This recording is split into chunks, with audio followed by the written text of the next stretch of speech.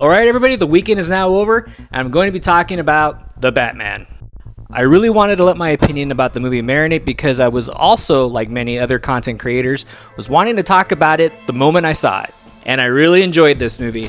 I had a really good feeling that I was going to enjoy this movie, but I honestly really enjoyed it. When I was hearing about this movie and also people on the project were talking about it and kind of comparing it not only to the Nolan trilogy, but also kind of comparing it to like a horror movie, I was like, ooh, I'm definitely on board for this movie. And yes, it's all true. Something that I really appreciated about the Nolan trilogy is that it was somewhat grounded. When Nolan took over the franchise and grounded it in reality, and he didn't oversaturate it with CGI, he used a lot of practical effects, and he used a lot of great actors in the movie to take on the roles. And it feels like people tend to forget that even though it was only 14 years ago. This felt like a detective movie all the way around, and I really enjoyed it. The images of the Riddler were very easily compared to the Zodiac Killer, and it fit for the character completely.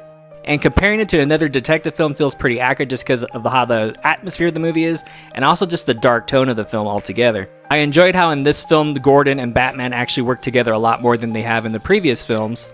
And it didn't just feel like Batman taking on the case all by himself, it was actually these two, and they were pretty much partners in this movie. The movie does manage to have a lot of important characters, however they are sprinkled throughout the entire movie, and I do feel like it was well done because we're setting them up, and they'll be probably spread out through the entire franchise of this universe.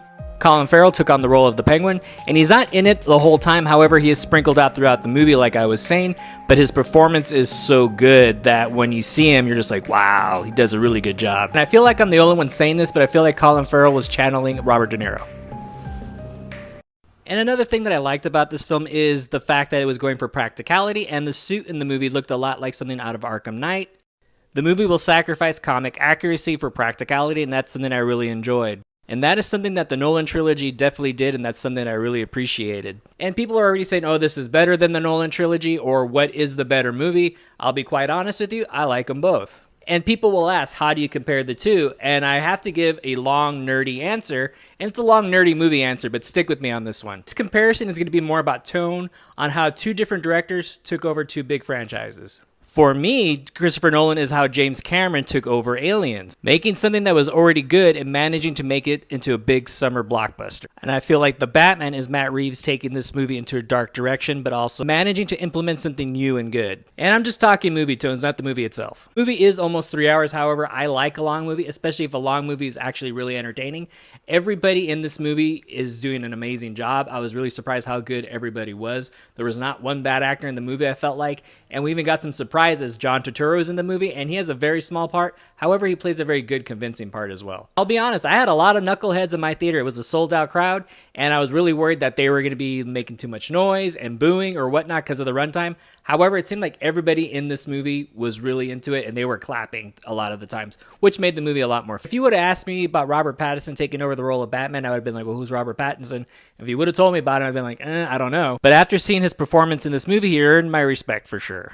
Not that he needed it. And speaking of The Lighthouse, I was really hoping at the end of the movie we would have gotten a cameo and a different cameo. I was really hoping for this. At the end of the day, this movie was well acted, well choreographed, great special effects, great cinematography, great use of locations, and this movie was just very well done. I do feel bad because I felt like this was the movie that Ben Affleck's character of the Batman really deserved, but unfortunately just didn't happen. He did try, he did show a lot of promise, I just felt like he was in the wrong movie.